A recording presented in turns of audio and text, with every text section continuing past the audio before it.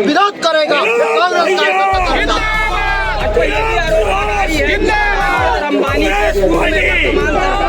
कांग्रेस कांग्रेस की थी, जो अनुमति प्रदान की गई वो वर्तमान कांग्रेस सरकार के द्वारा ही दी गई। कांग्रेस कभी भी आधुनिकीकरण और विकास की विरोधी नहीं रही है। कांग्रेस ने कम समय सीमा में बिजली उत्पादन के लिए उनको परमिशन दिया था।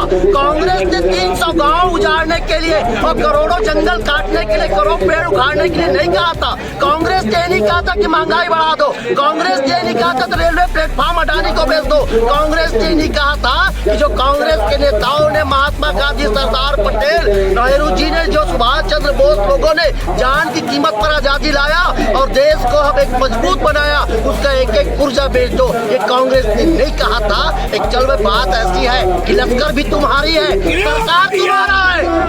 लश्कर भी तुम्हारी है, सरकार तुम्हारा है। झूठ को सच लिख दो, अखबार तुम्हारा है। जो तुम बोल दोगे तुम्हारी सरकार है। लेकिन अति सर्वत्र वर्जते, अति उतना ही करो, इतना ही अति कह सको। जब अपने ऊपर आए तो सहने का क्षमता हो, उतना अति करना चाहिए। भैया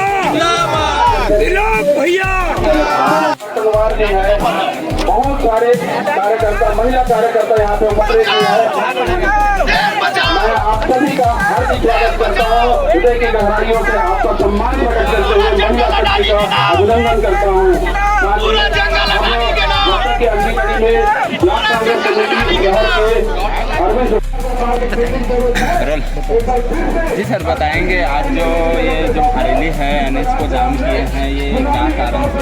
जिस तरह से नरेंद्र मोदी की सरकार पूरे देश में विपक्ष के नेताओं को जेल में भेजने का और ईडी से डराने का काम कर रही है, आज इसके विरोध में कांग्रेस पार्टी ने पूरे प्रदेश में आह्वान किया कि हम नेशनल हाईवे को 12 से लेकर 2 बजे तक जाम कर रहे हैं और सरकार को, छत्तीसगढ़ सरकार और मोदी सरकार को आगाह कर रहे हैं कि आप सरकारी तंत्रों का दुरुपयोग करना बंद करिए। ये देश लोकतंत्र से चलेगा, ये देश डर से, भय से, आतंक से नहीं चलेगा।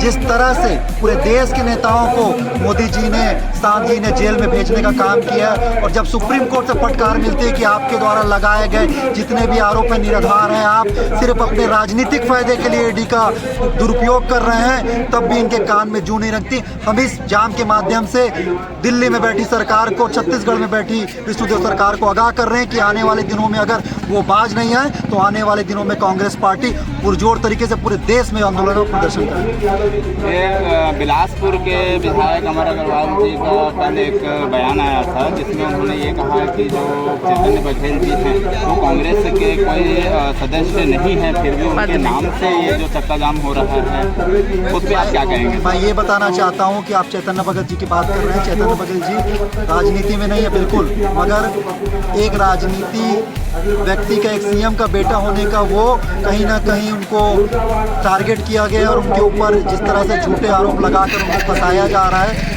वो आपका कहना बिल्कुल सही है कि वो राजनीति में नहीं है। मगर जिस तरह से वो आम युवा को जो एक व्यवसाय करता है उसको प्रताड़ित किया जा रहा है कि सिर्फ वो एक विपक्ष पार्टी के मुख्यमंत्री का बेटा है, इस तरह से नहीं होता। हेमंत बिस्वा जो कि पहले कांग्रेस पार्टी में थे और जब बीजेपी में जाते हैं तो धुल जाते हैं। जितने भी कांग्रेस पार्टी में रहे नेता थे जिन पर आरोप लगे थे और बीजेपी में जाते हैं तो वॉशिंग पाउडर डिटर्जेंट से धुलकर साफ हो जाते हैं और उन लोगों को मेडल मिल जाता है कि वो लोग आरोप मुक्त हो गए। और कांग्रेस बहुत सारे कार्यकर्ता, महिला कार्यकर्ता यहाँ पे उपस्थित हैं। मैं आप सभी का हार्दिक स्वागत करता हूँ। हृदय की गहराइयों से आपका सम्मान प्रकट करते हुए महिला शक्ति का अभिनंदन करता हूँ।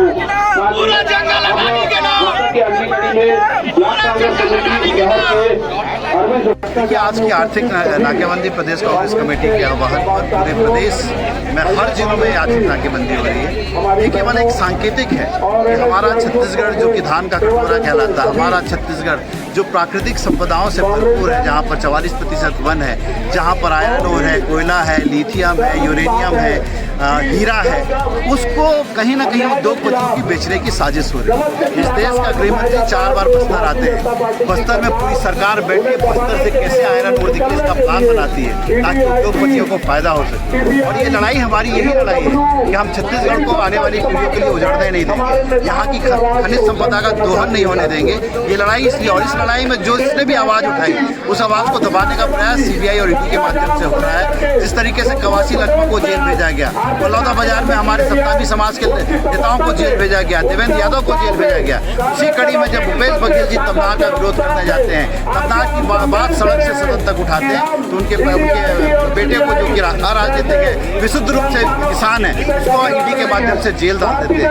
ये जो कहें वही कानून हो गया है। अब तो ऐसा लगता है कि इस देश में लोकतंत्र और संविधान बचा ही नहीं है। जो गुजरात के 2 लोग देश को बेच रहे हैं और गुजरात के 2 लोग देश को खरीद रहे हैं, ये देश का कानून है। यहाँ पहुँचे हैं, राहुल बहुत देर से यहाँ पर उपस्थित है, मैं उनका भी बहुत बहुत आभार करता हूँ। भाई लोग भी अपने साथियों के साथ पहुँचे हैं और मैं इन्हीं बातों के साथ हमारे सभी ब्लॉक कांग्रेस कमेटी के अध्यक्षों, हमारे सभी जवान साथियों को मैं दिल से धन्यवाद देते हुए अपनी बात समाप्त करता हूँ। जय हिंद, जय भारत, जय छत्तीसगढ़। जिंदाबाद जिंदाबाद जिंदाबाद बहुत बहुत धन्यवाद। जिंदाबाद जिंदाबाद। ये बताएंगे आज ये NH ब्लॉक करने का कारण क्या रहा? देखिए, जिस प्रकार से छत्तीसगढ़ में भाजपा की सरकार जब से बनी है, लगातार अडानी अंबानी को और खदानें दी जा रही है, जंगलों की कटाई की जा रही है और उस पर यदि कांग्रेस पार्टी या कांग्रेस पार्टी में कोई भी पदाधिकारी आवाज उठाने की कोशिश करता है, उससे या उसके परिवार के किसी सदस्य को ईडी सीबीआई के माध्यम से फंसाने का काम ये सरकार करती है, जिसके विरोध में छत्तीसगढ़ प्रदेश स्तरीय आर्थिक नाकेबंदी का किया गया है। इसी कार्यक्रम में बिलासपुर जिले में भी 50 की संख्या में आज कांग्रेस ये NH ब्लॉक करने का प्रभाव क्या बीजेपी सरकार को पड़ेगा? निश्चित रूप से प्रभाव पड़ेगा। एक लोकतांत्रिक व्यवस्था के तहत हम सब आंदोलन कर रहे हैं और इसमें जो हजारों की संख्या में जो कार्यकर्ता दिख रहे हैं, ग्रामीण भी इसमें शामिल हुए हैं, जिससे लोग सरकार को हिलाने की ताकत रखते हैं और सरकार को जरूर उनके कान में छू रहेंगे ऐसा। इसके बाद आप लोगों की क्या पहल रहेगी? देखिए, लगातार लड़ाई कांग्रेस किसानों के लिए, गरीबों के लिए, युवाओं के लिए, मजदूरों के लिए लड़ती चली रही है। छत्तीसगढ़ में लगातार महंगाई बढ़ रही है, बेरोजगारी बढ़ रही है, महिलाओं के साथ अत्याचार बढ़ रहा है। इन सब मुद्दों को लेकर लगातार हम सड़क से लेकर सदन तक लड़ाई लड़ते रहेंगे, अपने शीर्ष नेतृत्व के आदेश का पालन करते रहेंगे। अपना परिचय बताएं। लक्ष्मण साहू, अध्यक्ष ब्लॉक कांग्रेस कमेटी।